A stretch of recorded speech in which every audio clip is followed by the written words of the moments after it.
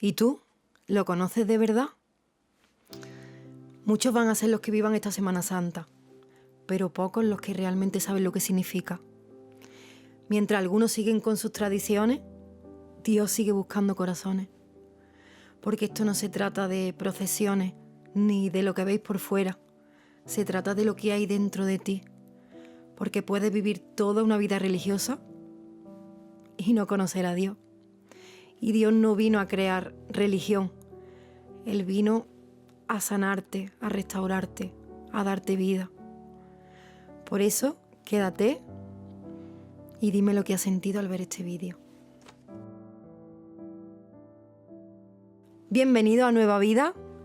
Hoy os vamos a contar cómo vemos los evangélicos la Semana Santa, a diferencia de los católicos. Para ello, cuento hoy con mi pastor, Antonio Simoni, licenciado en Historia y en Teología, que nos va a hablar sobre estos temas, nos va a hablar sobre Jesús y cosas muy interesantes que tienes que escuchar. Bueno, pues la Semana Santa es un hecho fundamental, muy importante en la vida de la sociedad española, nuestra tradición, nuestra historia. Evidentemente, en la Semana Santa miramos a los hechos de la última semana de Jesús y los conmemoramos, lógicamente los celebramos también, y concluimos con esa gran fiesta que es la celebración, el Domingo de Resurrección. Y eso es muy importante, evidentemente, para toda la cristiandad. El fundamento de nuestra fe es la resurrección de Cristo, de tal manera que llega a decir la palabra, el apóstol Pablo dice, si Cristo no resucitó, ¿qué hacemos aquí? En versión más o menos parafraseada, vana es nuestra fe, vana es nuestra esperanza. Por tanto, tenemos esperanza porque nuestra fe está basada en la resurrección de Cristo y eso es fundamental. Y eso es que yo no me canso de celebrarlo, de conmemorarnos, evidentemente. Ahora bien, es cierto que hay una diferencia en cuanto a la manera de celebrarlo más bien. La Semana Santa en nuestro país, un país tradicionalmente cristiano, es relativamente joven, tiene 4 siglos y pico, y bueno, se conmemora, se celebra evidentemente, pero sí es verdad que el modo de celebrarlo es donde hay quizás la diferencia más sustancial. Evidentemente hay un reconocimiento del arte, todo lo que hay en la imaginería, la escultura. La diferencia está en rendir culto a la escultura. Es donde, y yo vengo de una tradición del mundo católico, educado en colegios religiosos y participando también hasta un momento de mi vida. Pero yo entendí también que, como dice también el profeta Isaías, cuando dice que a veces es como que de un tronco le doy forma, de esa misma madera que me caliento y hago leña y todo, le hago forma y la adoro. Dice, pues semejante a él es el que hace eso. El salmista también hay un momento que dice que a veces, cuidado, que las estatuas, dice, tienen ojos pero no ven, manos más no palpan, nariz más no huelen. Y esa es la realidad. Se reconoce el arte, el valor que tiene, el valor artístico, pero de ahí a rendir culto, esa es la gran diferencia. Por eso es importante que conozcamos al Dios vivo, que trasciende la Semana Santa, y ya sea febrero, diciembre o agosto, podemos adorarle, ¿no? Siempre desde el respeto. Hay muchas personas que tienen verdaderamente su fe y su corazón puesto en ello, ¿no? Pero yo prefiero ir a la palabra, adorar al Dios invisible y no caer en lo que cayó siempre el pueblo de Israel. Recuerda que en un momento dado Moisés se va del pueblo para estar un tiempo con Dios y la gente hace un becerro. Porque en esta vida es muy importante, Amalia, adoras a algo siempre. El ser humano, en él va la inherente, forma parte de él, de que a alguien va a adorar. Y es muy importante por eso que como cristianos conozcamos al Dios vivo y nuestra adoración sea a Él. Entonces ahí es donde está el punto, ¿no? que difiere. Con todo el respeto, y yo tengo muchas familias, amigos, personas que viven la Semana Santa, pero en la medida posible intento también transmitir mi fe en el Dios invisible, el Dios, el Cristo que no está en la cruz, que resucitó, porque si lo dejamos en la cruz, dice la palabra que van en nuestra esperanza. Así que a mí me gusta recordarla, me gusta celebrarla y lógicamente es parte fundamental también de nuestra fe, ¿no?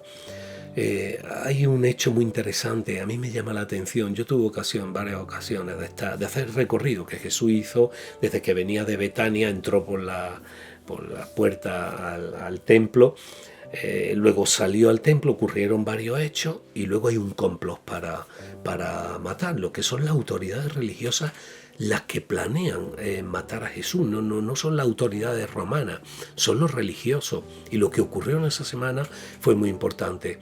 El Domingo de Ramos a mí me sorprende. Es una bajada que hay desde Betania. El último kilómetro pasa el Valle de Cedrón y entra ya en el templo. Y yo en varias ocasiones estaba ahí en ese lugar. Digo, Señor, ¿cómo te debiste sentir cuando esos mismos que te aclamaban el Hosana, Hosana, que se celebra igual con las hojas de palmera? Hay muchos lugares en España que llenan las calles de hojas de palmera y la gente las pone en sus balcones, pero esa misma multitud de Hosana a los 5 días eran los mismos que decían crucifícale. Qué curioso es el ser humano, ¿eh? ¿Cómo Vaya. puede pasar? ¿Qué pasó? Para mí la clave fue lo que pasó en medio, de que esa misma multitud, seguro muchos de ellos estaban luego, cuando Poncio Pilato sale, se lava las manos y ¿a quién suelto? Y sueltan al influencer.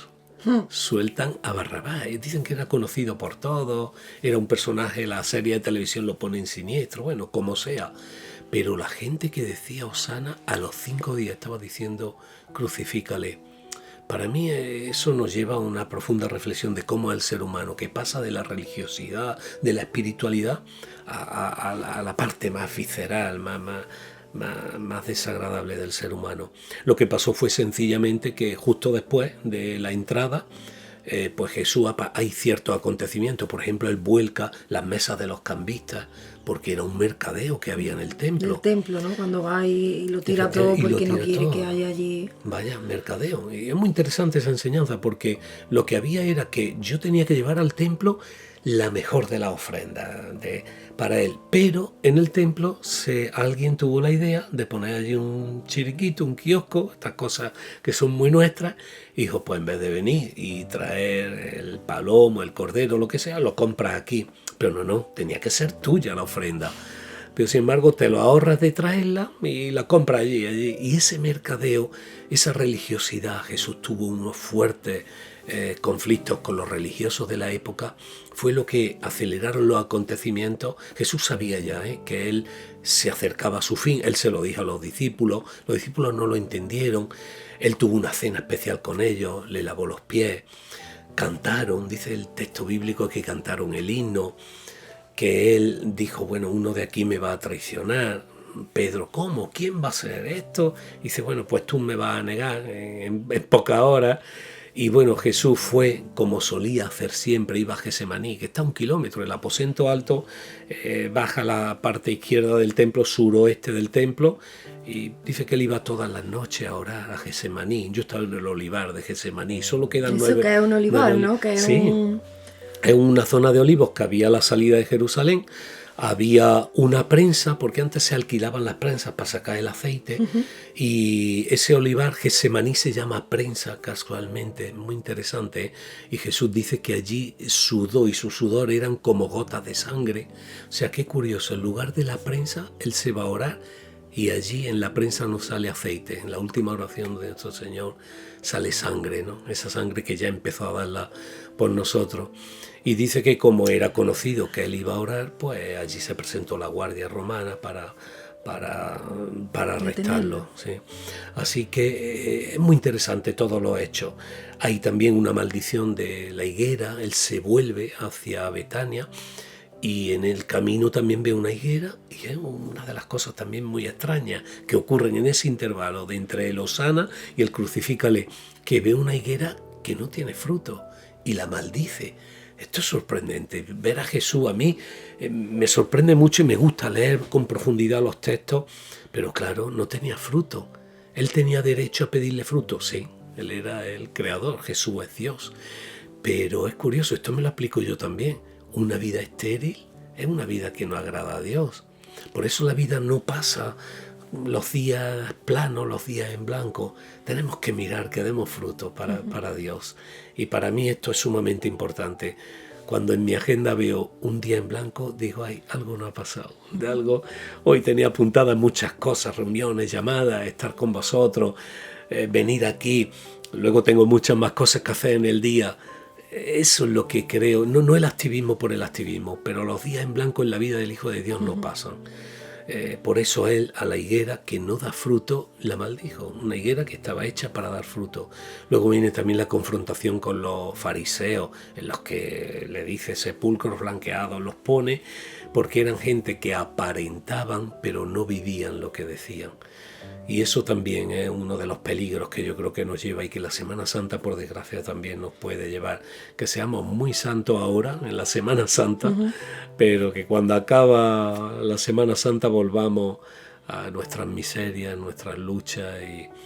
Y por eso yo creo que es muy importante la celebración de la Semana Santa, pero siendo conscientes que la resurrección de Cristo es la base de nuestra fe y que acaba la Semana Santa, pero el año sigue, ¿no?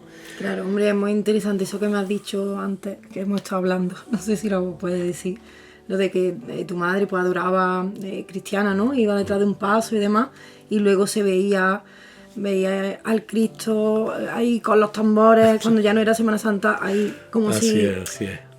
Sí, eso no puede ser, tú no puedes estar adorando y llevando un paso en hombros con multitudes y luego cuando pasa una semana tenerlo ahí, es que no sé. Sí, hay algo que choca.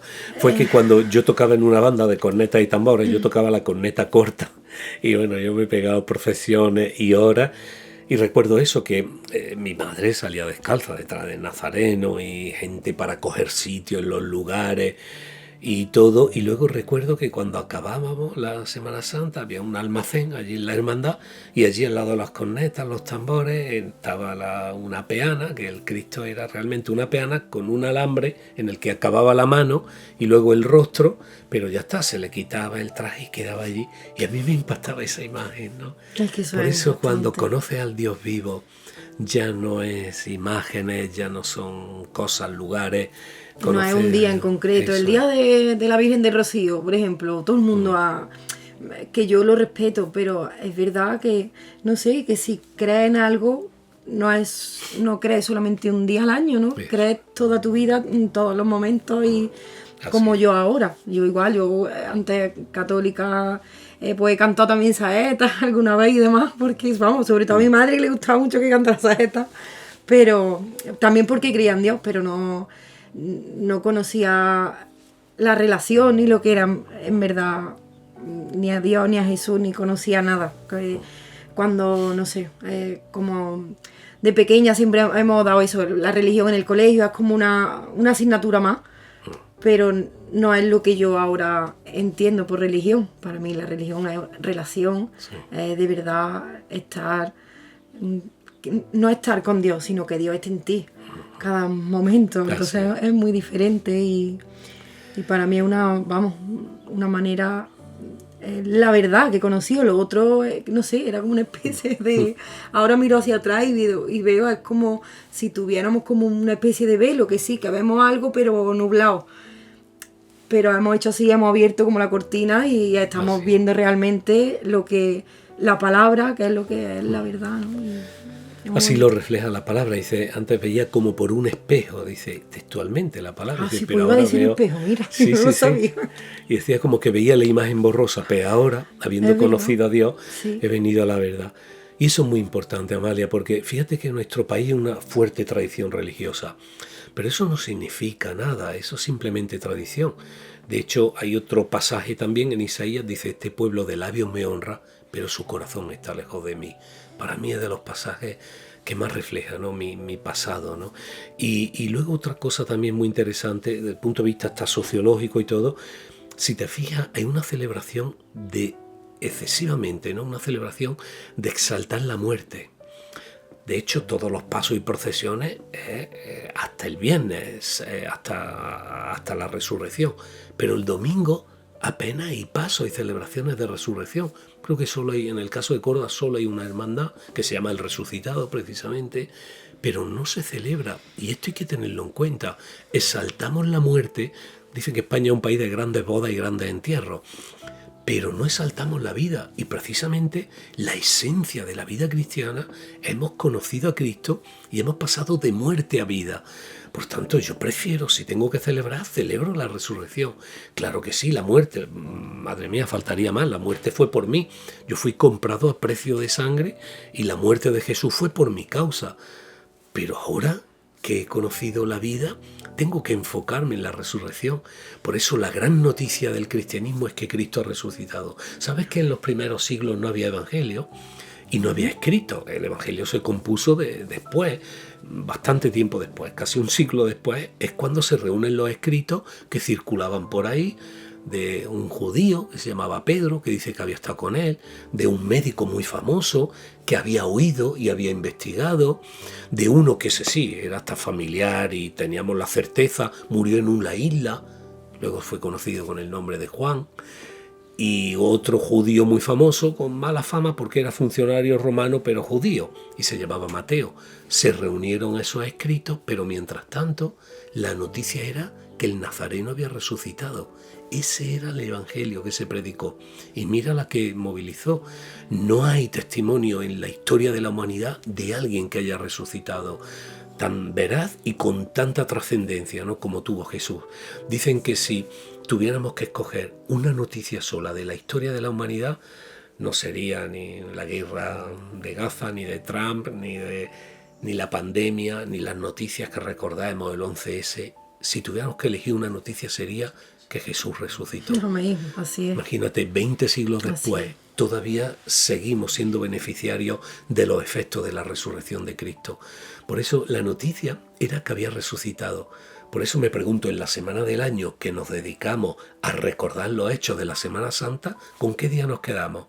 ¿Con el Domingo de Ramos, con las palmeras de Osana, con la confrontación de los fariseos el miércoles, con la maldición de la higuera el martes, hasta incluso con la última cena del Señor? No, nos quedaríamos con el domingo, cuando aquellas mujeres, dice que de madrugada fueron, llevaban perfume, lo que se hacía. Estaban allí los guardias que se habían quedado durmiendo, pero ellas ven una revelación y siempre hay una característica en los 4 evangelios. La tumba está vacía, hay una noticia de un ángel, dice no busquéis aquí, se repite, ¿no?, una aparición angelical y luego siempre hay una promesa de que Él volverá. Por tanto, el domingo es lo mejor de la Semana Santa y yo invito de verdad que el domingo celebremos que ha resucitado. Amén, claro que sí. Qué bien, qué bien. Bueno, Antonio, pues ha sido un placer tenerte aquí, charlar con nosotros un ratito, que compartas con nosotros cosas tan importantes. Y te quiero invitar otro día con María Ángeles, nuestra pastora. Por supuesto. Sería un placer que vinierais también, pues, a contarnos cómo fue, ¿no? Cómo conocisteis también los del Señor, cómo lleváis vuestro camino pastoral y nada, tenemos muchas ganas de eso, de teneros siempre, de escucharos cada domingo, de verdad, en ellos, con ellos aprendemos muchísimo, nos llena muchísimo como nos enseñan la palabra, como nos la explican, porque no es solo leer la palabra, es que tiene que haber alguien que te la explique, que te la enseñe bien, y de verdad que Antonio está bendecido para eso. Y bueno, yo le doy gracias al Señor de que te haya puesto en nuestro camino, de que nos haya puesto en tu iglesia. Y bueno, que nos vemos en el próximo capítulo. Muy bien, pues de verdad agradezco mucho la invitación, Amalia. Te invito a que sigas adelante, que sigas proclamando con este altavoz que tiene cada vez más, estoy viendo que tiene más repercusión, y que sigas anunciando todo lo que Dios ha hecho en tu vida, en vuestra vida, y bueno, nosotros muy bendecidos también de conoceros. Y bueno, os animo a que sigáis este canal, que seguro os va a bendecir cada una de las entrevistas que hace Amalia con tanto amor. Muchas gracias. Bendiciones.